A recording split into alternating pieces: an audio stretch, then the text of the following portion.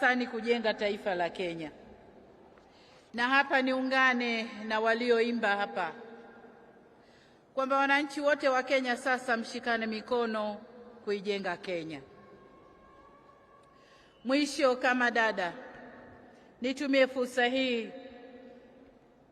kuihakikishia Kenya dhamira yetu ya dhati ya kufanya kazi kwa kushirikiana kwa karibu zaidi katika kuleta maendeleo ya pamoja ya kijamii na kiuchumi baina ya nchi zetu, lakini na ukanda wote wa Afrika Mashariki. Namwomba Mwenyezi Mungu amwezeshe ndugu yetu Ruto pamoja na serikali atakayoiunda, awatie nguvu ili waweze kutumikia vyema nchi hii katika kiwango kinachotarajiwa na wananchi wa Kenya. Mwisho kabisa, nimwombe Mwenyezi Mungu aibariki Kenya, Mwenyezi Mungu aibariki Afrika Mashariki, na asanteni sana kwa kunisikiliza. Asante sana.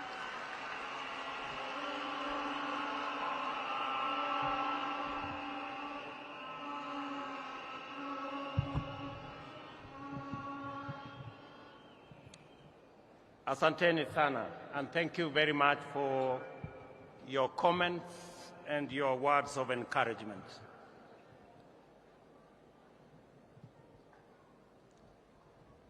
To the people of Kenya, this is a momentous occasion for our country.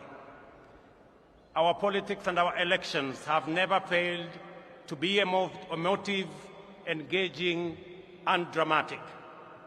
The most recent installment, however, showcased our most exemplary democratic performance by the people of Kenya.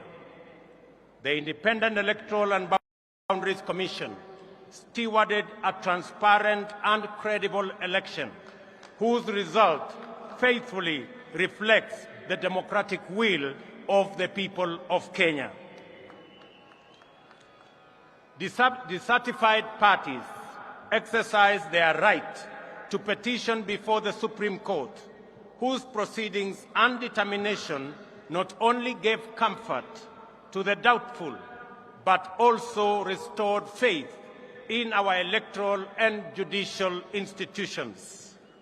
Many countries aspire to have moments like this, and we as Kenyans should not take ours for granted.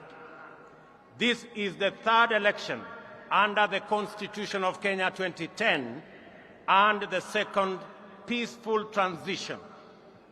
We have had a robust conversation about this moment and what it demands of us, and we have sought to answer the question whether this is a constitutional moment or an economic moment.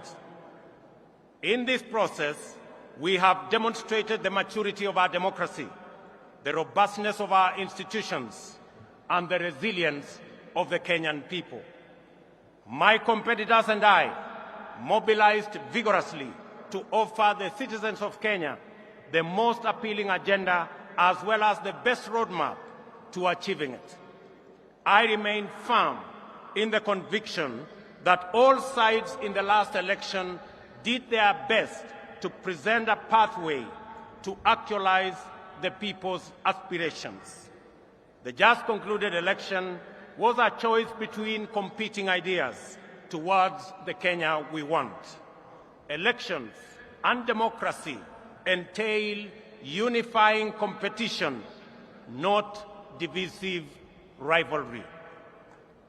The performance of our security services, the performance of the IEBC and the judiciary was put to severe test.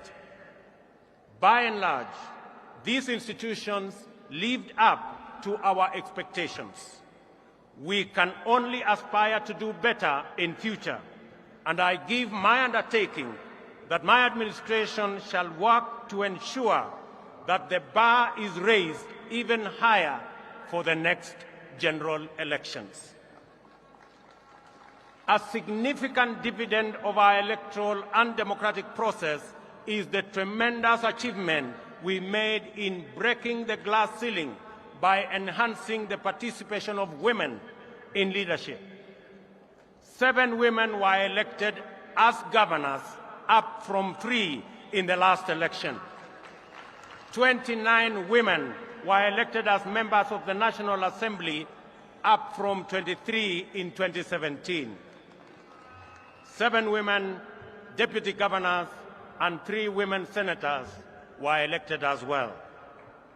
It is very clear that this election had many winners, far exceeding those who were actually elected. By far,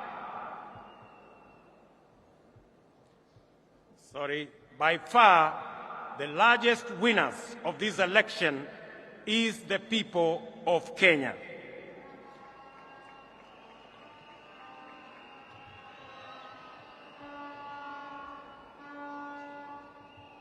We have done well as a nation. We have blazed the trail in an increasingly challenging environment where democracy is consistently on trial.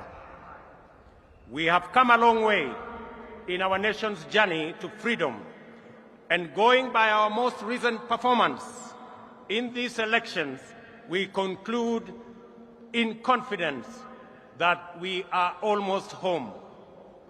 Allow me, ladies and gentlemen, to single out the Independent Electoral and Boundaries Commission for special commendation for the courage to do the right thing under exceptionally challenging circumstances.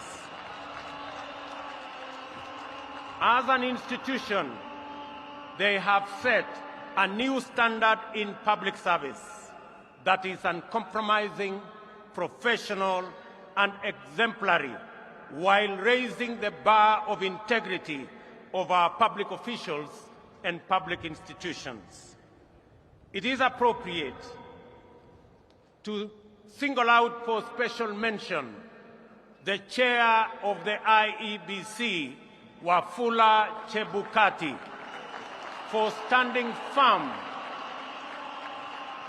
resisting bribery, resisting intimidation, and resisting blackmail, and doing the right thing. It is also appropriate to celebrate our judiciary for sustaining its tradition of boldly giving much-needed guidance, especially in allaying post-election anxieties and resolving grievances in a sensitive, credible, and authoritative manner. Judiciary's articulation of the aspirations and standards enshrined in the Constitution has deepened our democracy and institutionalized our rule of law. Our judiciary is now, without a doubt, Kenya's biggest constitutional dividend. The judiciary has successfully arbitrated 3 election disputes and defended the nation against formidable onslaughts on our Constitution. Our judiciary has demonstrated transparency in its proceedings and decision-making, thereby consolidating its independence, authority, and legitimacy. I also take this opportunity to say a special word of appreciation to our security services for a commendable job at a critical moment in our nation. Their services and heroic sacrifices they have made beyond the call of duty has kept our nation safe. I am aware that our uniformed services effectively resisted concerted attempts to foment unrest and subvert the will of the people. My special commendation also goes to all our candidates who contested various positions. Their participation enhanced competition and enriched public debate that underpins democratic choice.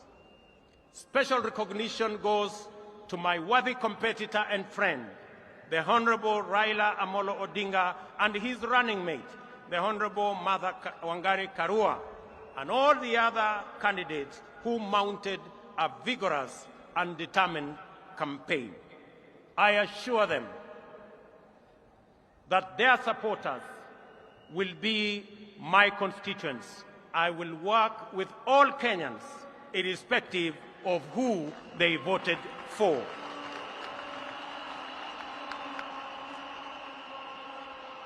Our special gratitude also goes to millions of Kenyans in the Hustler movement for tirelessly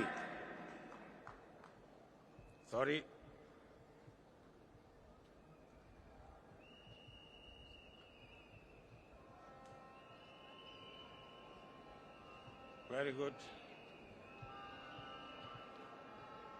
Very good.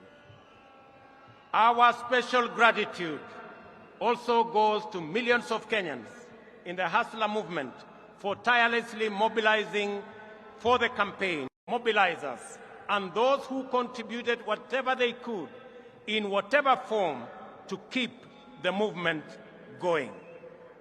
I also appreciate our religious community and institutions for their support, their prayers, and encouragement.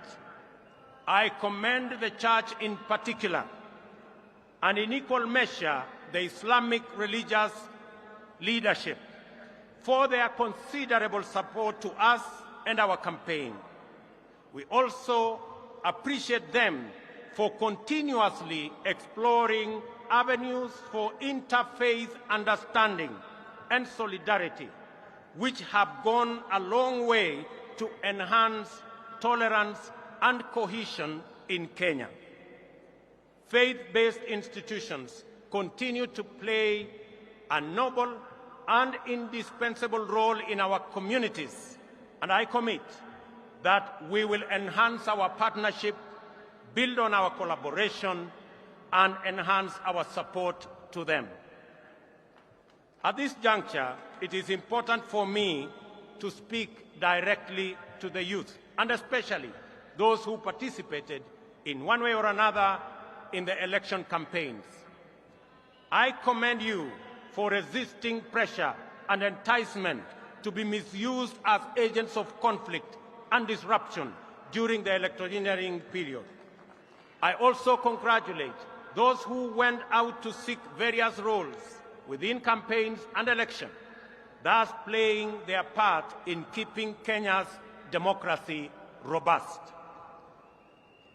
Even if your candidate did not win, your participation in the activities of our political parties, campaigns and elections is the beginning of political internship. My political journey similarly began as a young campaign volunteer fresh out of university in 1992.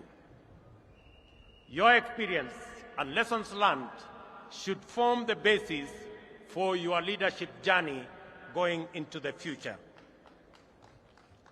We have all therefore emerged out of this contest stronger, more united, and alive to the issues that are common to all of us. We should remain conscious that we have all been elected to work together in ensuring dreams and ambitions live in the hearts of Kenyans who struggle daily against daunting odds, often with nothing except stubborn hope. Some succeed, others fail, while others also do not even get a decent chance. Before the nation and the world today, I stand with great humility and profound joy as a living testimony that with faith in God, willingness to work hard, and a commitment to a vision, dreams can become reality in the fullness of time. I promise to throw open every door of opportunity and to keep every door open until success stories become the norm rather than the exception, and urge all other leaders to do the same so that we can together expand opportunity and chance for many of our citizens. Ladies and gentlemen, we should consolidate our success in the just concluded elections and enhance the capacity and performance of our governance institutions. The innovative deployment of technology to secure election results has been the Electoral Commission's pioneering breakthrough. Going forward, we will support the IEBC's institutional capacity so as to expand the deployment of technology to cover all elections, from those of MCA to those of the President. I also believe that there is tremendous opportunity for IEBC to support electoral processes in our political parties as part of the broader democratic development. To consolidate the place of the judiciary in our constitutional and democratic dispensation, my administration will respect judicial decisions while we cement the place of Kenya as a country anchored on democracy and the rule of law. Our campaign for financial independence of the judiciary has paid off with the implementation of the Judiciary Fund on July 1 this year. My administration will scale up the budgetary allocation to the judiciary by an additional 3 billion shillings annually for the next 5 years. These resources will support the bottom-up scaling of justice by increasing the number of small claims courts from the current 25 to 100. We will also work with the judiciary to build high courts in the remaining 7 counties and magistrates' courts in the remaining 123 sub-counties, and support their ongoing digitization program. These interventions will empower the judiciary to adjudicate and expeditiously conclude corruption cases, commercial disputes, and all other matters, thereby enhancing access to justice and efficiency in our judiciary. To further demonstrate my commitment to the independence of the judiciary, this afternoon I will appoint the 6 judges already nominated for appointment to the Court of Appeal, which was done 3 years ago by the Judicial Service Commission. And tomorrow, I shall preside over their swearing in so that they can get on with the business of serving the people of Kenya.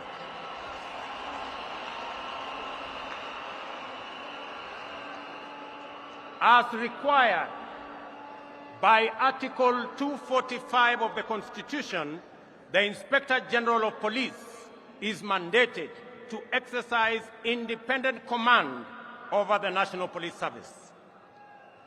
The service's operational autonomy, however, has been undermined by the continued financial dependence on the office of the President.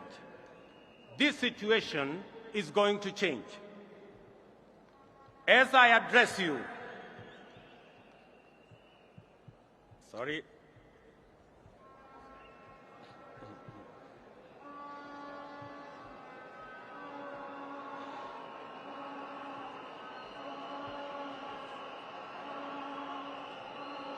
One moment.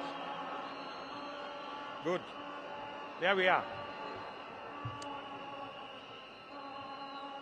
As I address you, I have instructed that the instruments conferring financial autonomy to the National Police Service by transferring their budget from the Office of the President and designating the Inspector General as the accounting officer be placed on my desk for signature this afternoon.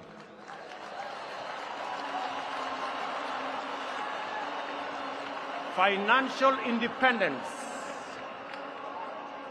of the police will give impetus to the fight against corruption and end the political weaponization of the criminal justice system, an undertaking I made to the people of Kenya. I understand the deep fissures and low morale in the public service, the intimidation that was visited on IEBC commissioners and staff during the election was also meted out on various other agencies and staff in public service. This is now in the past.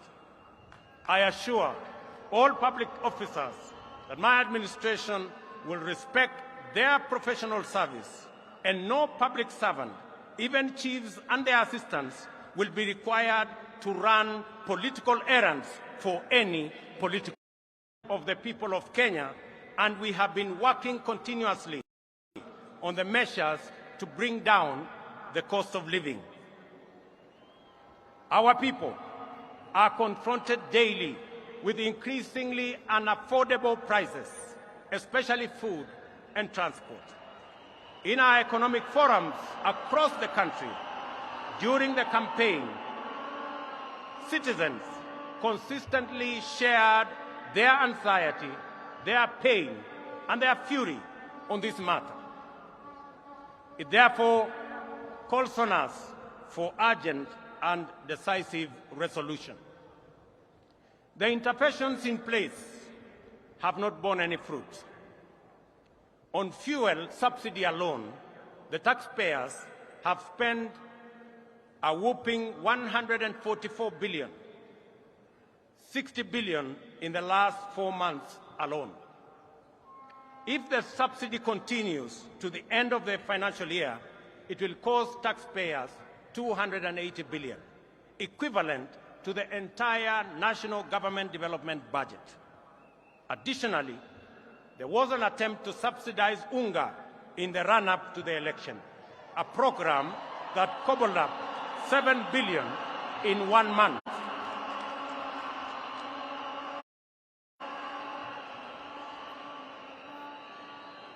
In addition to being very costly, consumption subsidy interventions are prone to abuse.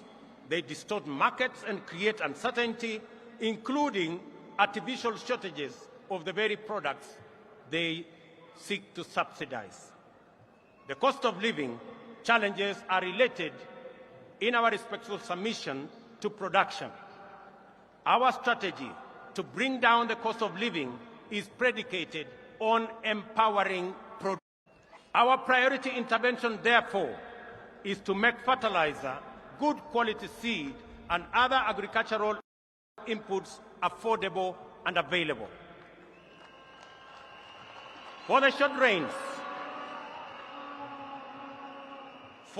rains, we have already made arrangements to make 1.4 million bags of fertilizer available at Kenya shillings 3,500 for a 50-kilogram bag, down from the current 6,500.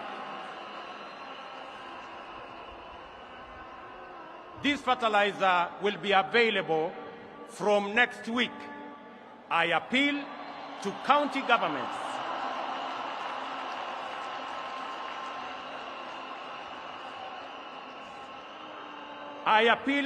governments in eastern, central, and western regions, where we are expecting short rains, to work with us in making sure that this fertilizer is available to all farmers in that region, so that we can begin the journey to increase our food production initiatives.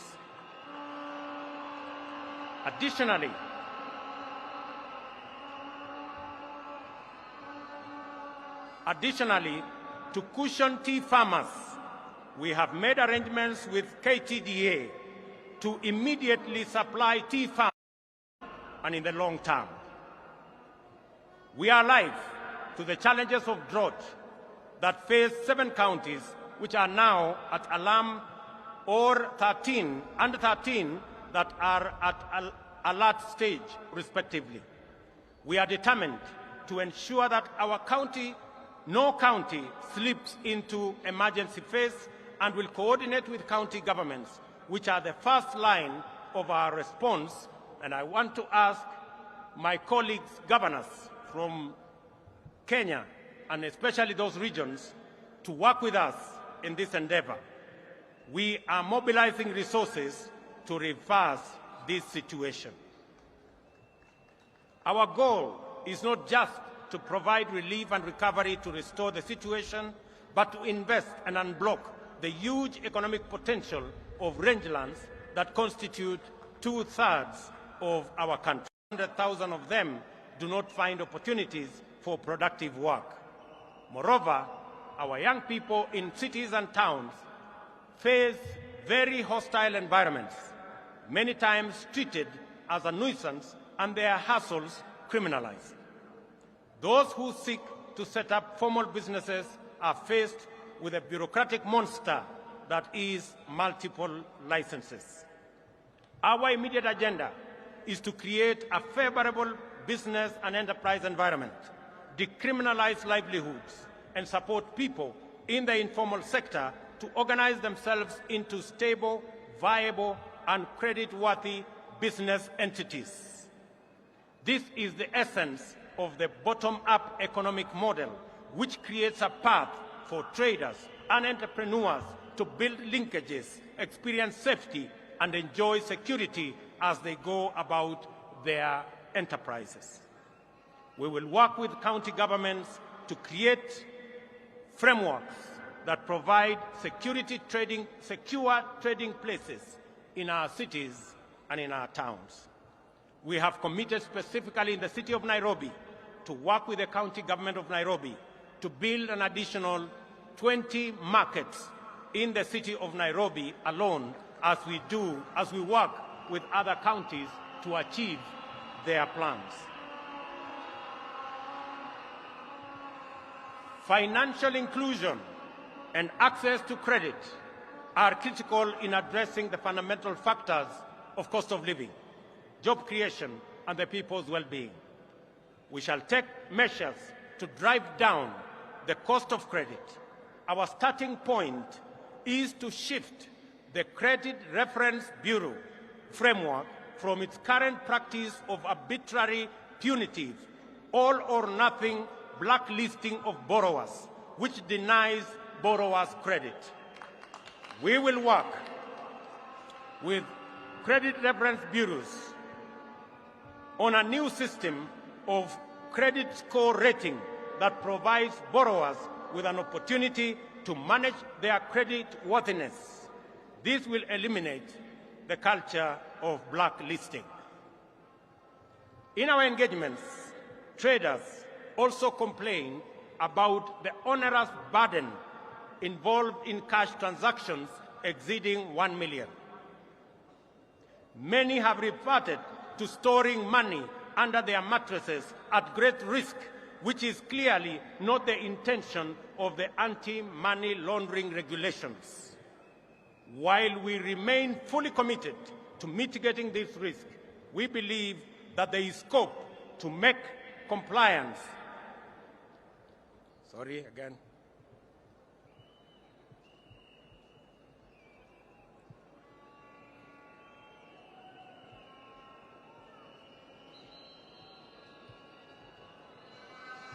Very good.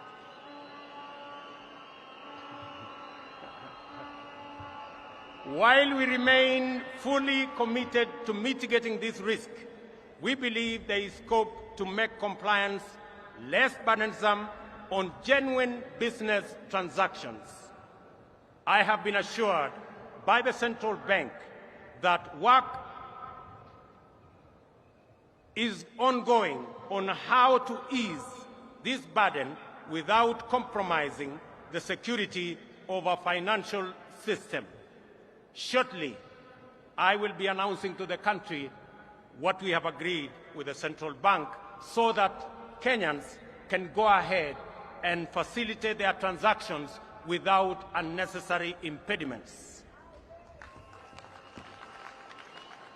Ladies and gentlemen, we shall implement the Hustler Fund dedicated to the capitalization of micro, small, and medium enterprises through chamas, SACCOs, and cooperatives to make credit available on affordable terms that do not require unnecessary collateral.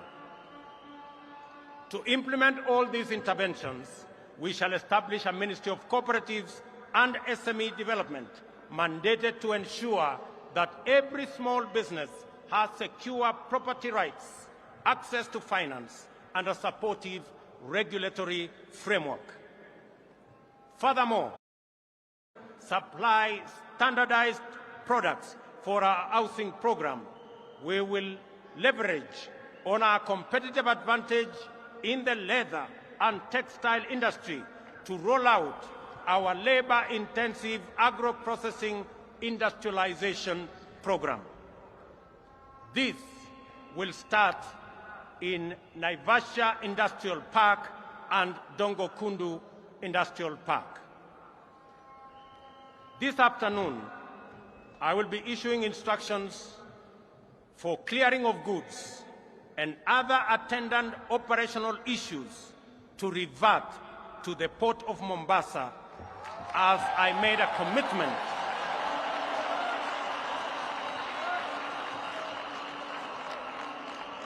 to Kenyans. This will restore thousands of jobs in the city in pending bills for goods and services supplied to government. Clearly, we are living beyond our means. This situation must be corrected. I am aware that many individuals, families, and their businesses have been driven to ruin and forced to shut down over government unpaid bills. We shall give priority to the expeditious resolution of our pending bills so that the government can meet its obligation and facilitate better economic performance. In the coming weeks, we shall advise government creditors on the mechanisms for the resolution of their outstanding payments. We are committed to ensuring that they are paid in the shortest time possible. Additionally, we urgently need to expand our tax base. Our job creation agenda and the capitalization of our SMEs will go a long way in broadening our tax bracket. We will make KRA more professional, efficient, responsive, and people-friendly.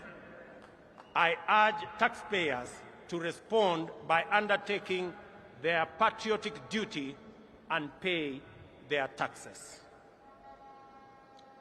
In furtherance to this, oversight institutions such as the Auditor General and the Controller of Budget will be adequately funded to execute their mandates.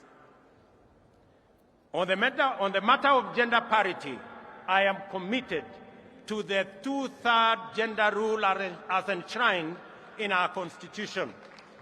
We will work with Parliament to fast-track various legislative proposals and establish a framework that will resolve this matter expeditiously, as I promised in our manifesto. The participation of women in our governance does not make us lesser, it makes us greater. And their role can no longer be nominal, it must be substantive. Ladies and gentlemen, our health agenda is premised on fundamental reform in the way health is financed and provided. We shall reform the National Insurance Fund to make it a social health insurance provider, improve procurement of medical supplies, deploy an integrated, state-of-the-art health information system, and most importantly, provide adequate human resources at all levels. Contributions to the National Hospital Insurance Fund will now be graduated and will depend on people's income. There is a robust conversation, ladies and gentlemen, in the country on education, and in particular, the implementation of CBC curriculum. Public participation is critical in this matter. I will establish an education reform task force in the presidency, which will be launched in the coming weeks. It will collect views from all players in line with the constitutional demand of public participation, and we are particularly alive to the anxieties of parents on the twin transition of the last 844 class and the first CBC class in January next year. I assure all that there will be a solution to the matter before then.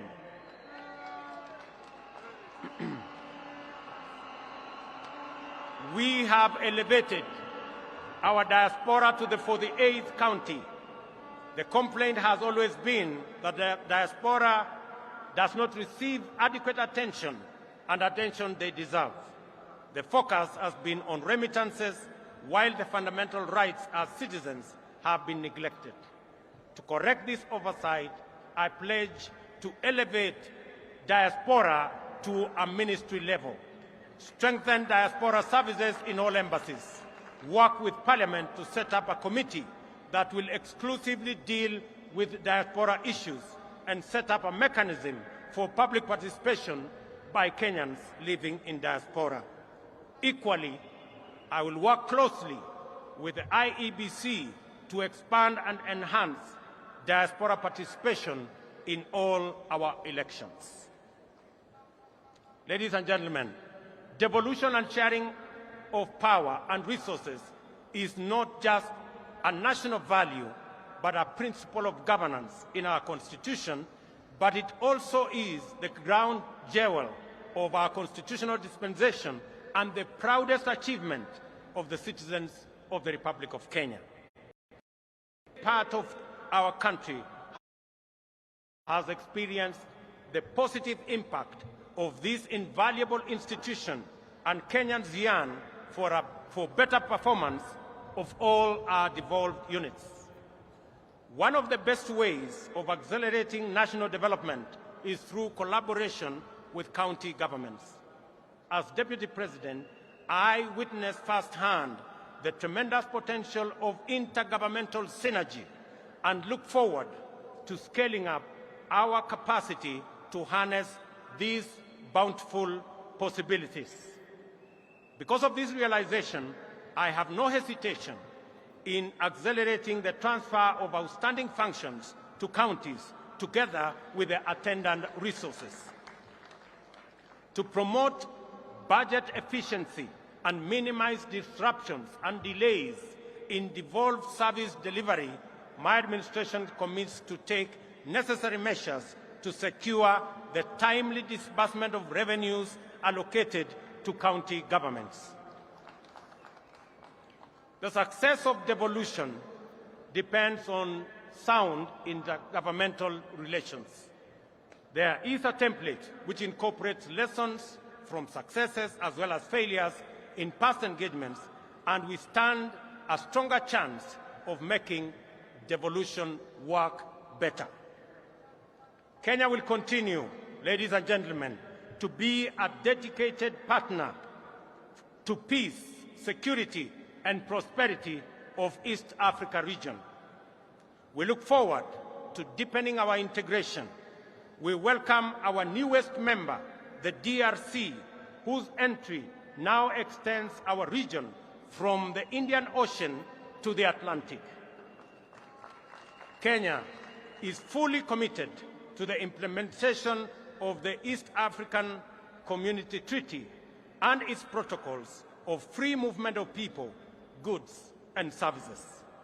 Equally important is our commitment to the full actualization of the Africa Continental Free Trade Area.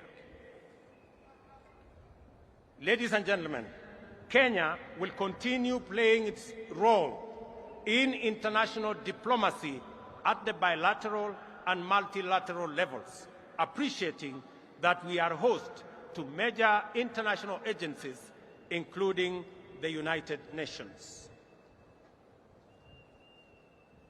I commit on the peace initiatives in our country, in our region, including both in Ethiopia and in the Great Lakes region, I have asked my elder brother, President Uhuru Kenyatta, who has done commendable engagement with those regions, and he has graciously agreed to continue chairing those discussions on behalf of the people of Kenya. I have committed that the government of Kenya, and myself in particular, will support those initiatives that will be chaired by President Uhuru Kenyatta. And I want to thank you, Your Excellency, for graciously agreeing to support us and to help me in those interventions.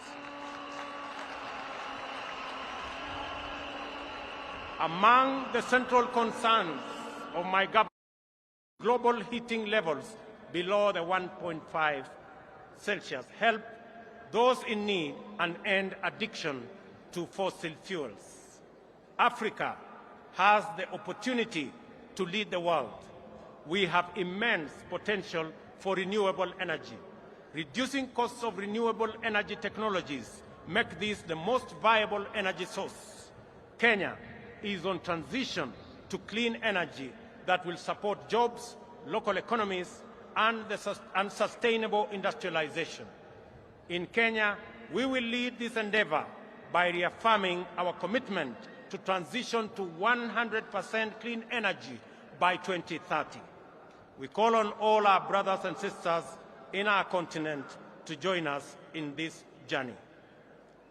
As members of the international community, we shall support a successful climate summit in Africa in November by championing delivery of finance and technology needed for Africa to adapt to climate impacts, support those in need, and manage the transition. My administration is ready to work with global partners to fight pandemics and other health emergencies. We are also committed to promoting Kenya's vigilance and efficacy in responding to emerging public health challenges. We stand ready to play our role in the collective effort to keep the public safe. I call upon countries that have developed vaccines to make them available to us. Ladies and gentlemen, my government commits to create a business-friendly environment, eradicate barriers that hamper business development and growth, and make Kenya one of the most compelling and attractive business destinations. We are an open, democratic society founded on freedom and justice. We take pride in receiving visitors and offering them our legendary hospitality. Kenya is a land of immense natural beauty and unforgettable delights. Ladies and gentlemen, I stand here on my day one as president. I make a commitment that in the days ahead, I will make pronouncements that are going to better define the trajectory of my administration. I promise to make every Kenyan proud and to ensure the economic well-being of all of us. Without exception, ladies and gentlemen, I want to thank you for being patient with us, and I want to commit that I will work hard for all the people of Kenya, irrespective of who or how they voted. I also promise to work with all the leaders,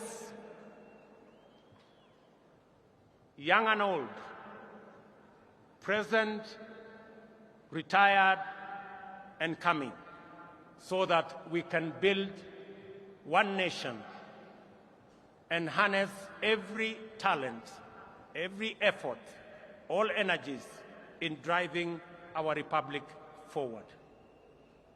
I make my commitment to all those who have served in government that their place in our nation will be secured. To our friends in our region, in Kenya, you have a reliable partner. And we look forward to building on the success of the leaders who came ahead of us. God bless you. God bless Kenya. May the very good Lord bless all of us.